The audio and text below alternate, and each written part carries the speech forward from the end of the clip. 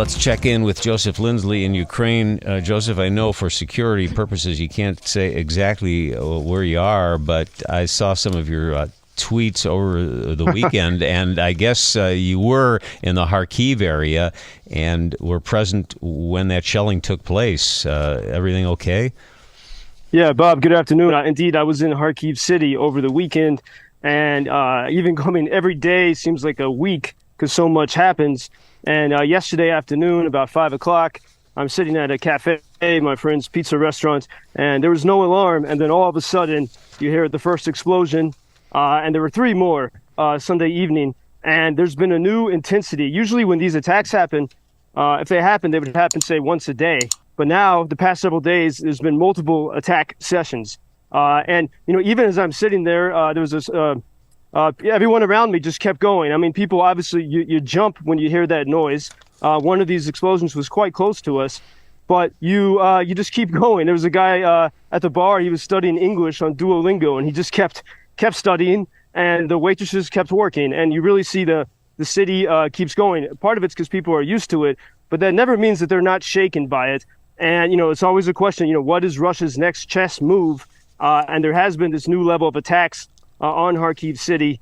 We don't have too much information about what they hit. It seems that the air defense worked at least some of the time, but the details are still a bit sketchy on that. And right now I'm standing in a field somewhere in Ukraine, and it's a demining academy, a demining operations center. My friend Igor, he's a real estate guy and a volunteer. He was actually in the States not long ago promoting Ukraine, and he and his son Bodan brought me here to the demining sort of academy, and Igor's been learning how to get rid of landmines, and I knew nothing about this on how painstaking it is until I came here. So right now I'm in we just finished an air alarm, and you know, whenever you are in a training place, you know that these are the types of places that Russians want to destroy. So there is that heightened sense of alertness in these beautiful trees and beautiful fields. And what they have constructed different scenarios for types of places that need to be cleared. And as the instructors here were telling me today, right now their main focus is on demining infrastructure. So when the Russians have, for example, used cluster munitions and other horrible things to hurt Ukrainian infrastructure, even long after that attack happened, there still is explosive ammunition on these critical infrastructure sites. And so Ukrainians have to move in order for there to be power restored, for example. They have to move in and take the mines out of these places. And it is such a difficult and painstaking process. For example, we were in one of these training centers. It's inside, and there's different beds of different types of soil. And I was practicing, how you look for the mines. You use a little metal rod, and you have to very gently, you put it at a 30-degree angle, and very gently you poke it into the soil. And if you're not gentle, and if the angle is any different, you could very easily explode yourself if you hit the mine. And for one square yard, you have to make 160 of these painstaking pokes to see if there's a mine there. And just imagine you're wearing a bulletproof vest and a helmet, you're under the hot sun, and if you lose your focus, and if you change the angle, you could very easily destroy yourself and everyone around you. And it really hits home how awful these weapons are. And when Russia, as one of the instructors joked, he said we looked at some old ammunition that had been these cluster bombs, and the instructor joked, "Oh, this is the weapon that Putin says he's not using," which of course they've been using even in the cities like Kharkiv and many smaller cities in Donbass. They've been using these cluster bombs. And so what happens when the bomb lands? You have debris everywhere, and so it takes this painstaking process to find the unexploded ordnance or the mines, and then to either blow it up or remove it. And as someone said, all the human ingenuity, all of the brilliance of our brains used to create these horrible, destructive machines. But then, as I've seen here at this training ground, I visited several of the classrooms where you have Ukrainians of all different ages are learning how to neutralize these weapons.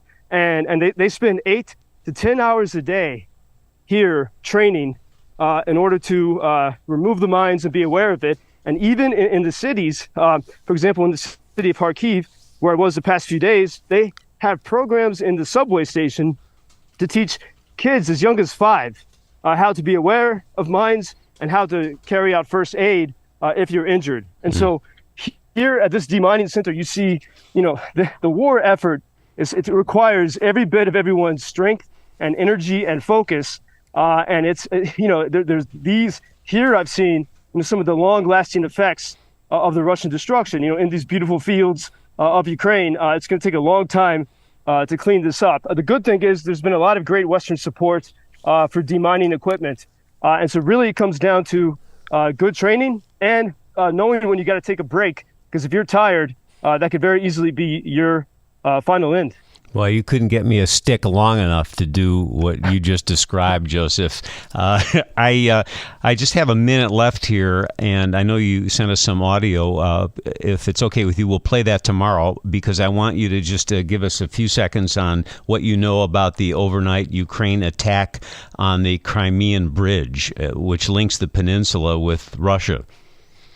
All the foreign journalists were talking about that this morning. I think Ukrainians, are more cautious about it. Remember, there was that attack. There was an explosion on the Crimean bridge October 8th, and Russia blamed Ukraine. And then a few days later, Russia had at that point, its most coordinated massive attack on Ukrainian infrastructure.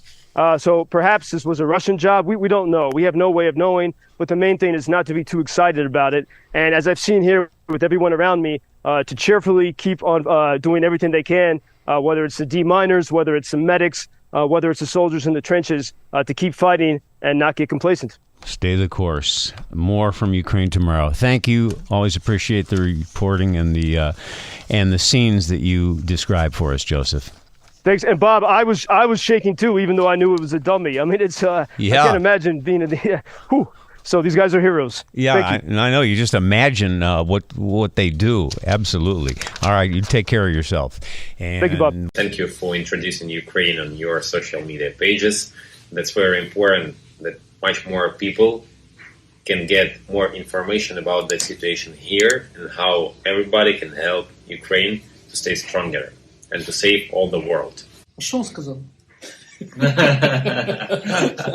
Well, which side are you on? На чьей ты стороне? Come on now. Oh, which side are you on? На чьей ты стороне? Ебать.